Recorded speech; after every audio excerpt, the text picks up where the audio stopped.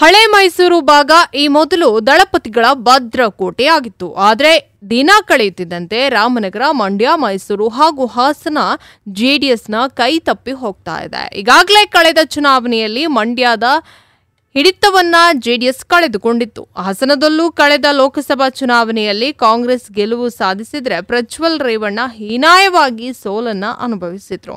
ಇನ್ನು ರಾಮನಗರ ಜಿಲ್ಲೆಯಲ್ಲಿ ಜೆಡಿಎಸ್ 2 ವಿಧಾನಸಭಾ ಕ್ಷೇತ್ರದಲ್ಲಿ ಹಿಡಿತವನ್ನ ಸಾಧಿಸಿತು.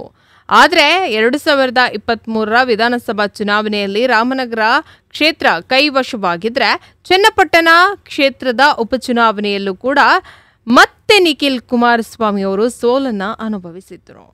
ಸಂಪೂರ್ಣವಾಗಿ ರಾಮನಗರ ಕಾಂಗ್ರೆಸ್ ಭದ್ರಕೋಟೆಯಾಗಿದೆ. ಇನ್ನು ಮೊದಲಿನಿಂದಲೂ ರಾಜಕೀಯ ಶತ್ರುಗಳಾದಂಥ ಡಿಕೆ ಶಿವಕುಮಾರ್ ಹಾಗೂ ಮಾಜಿ ಮುಖ್ಯಮಂತ್ರಿ ಎಚ್.ಡಿ. ಕುಮಾರಸ್ವಾಮಿ ಅವರು ರಾಮನಗರ ಜಿಲ್ಲೆಯ ವಿಚಾರವಾಗಿ ಇಬ್ಬರ ಮಧ್ಯೆ ಕೂಡ ಜಟಾಪಟಿ ನಡೆಯುತ್ತಲೇ ಇದೆ. ರಾಮನಗರ ಜಿಲ್ಲೆಯನ್ನ ಬೆಂಗಳೂರು ದಕ್ಷಿಣ ಎಂದು ನಾಮಕರಣ ಮಾಡಲು ಡಿಕೆ ಶಿವಕುಮಾರ್ ಅವರು ಮುಂದಾಗಿದ್ದಾರೆ. ಡಿಕೆ ಶಿವಕುಮಾರ್ ಈ ಆಟಕ್ಕೆ ಕೇಂದ್ರ ಸಚಿವ ಎಚ್.ಡಿ. ಕುಮಾರಸ್ವಾಮಿ ಅವರು ಬ್ರೇಕ್ ಹಾಕಿದ್ರು. ಹೀಗಾಗಿ ರಾಮನಗರದಲ್ಲಿ ಮತ್ತಷ್ಟು ಹಿಡಿತವನ್ನ ಸಾಧಿಸಲು ಜಿಲ್ಲೆ ಹಾಗೂ ಜಿಲ್ಲೆಯ ಜನತೆಗೆ ಭರ್ಜರಿ ಗುಡ್ ನ್ಯೂಸ್ ನೀಡುವ ಮೂಲಕ ಎಚ್.ಡಿ. ಕುಮಾರಸ್ವಾಮಿ ಅವರು ಟಕ್ಕರ್ ಕೊಟ್ಟಿದ್ದಾರೆ.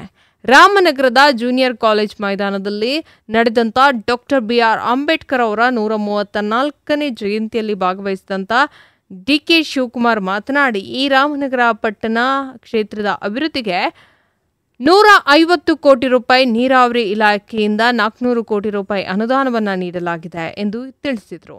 ಇನ್ನು ಶಾಶ್ವತ ಕುಡಿಯುವ ನೀರಿನ ಯೋಜನೆ ತರಲಾಗ್ತಾ ಇದೆ. ಜಿಲ್ಲಾ ಕೇಂದ್ರಕ್ಕೆ ಹೊಸ ರೂಪವನ್ನು ನೀಡಲಾಗುವುದು ಎಂದು ತಿಳಿಸಿದರು.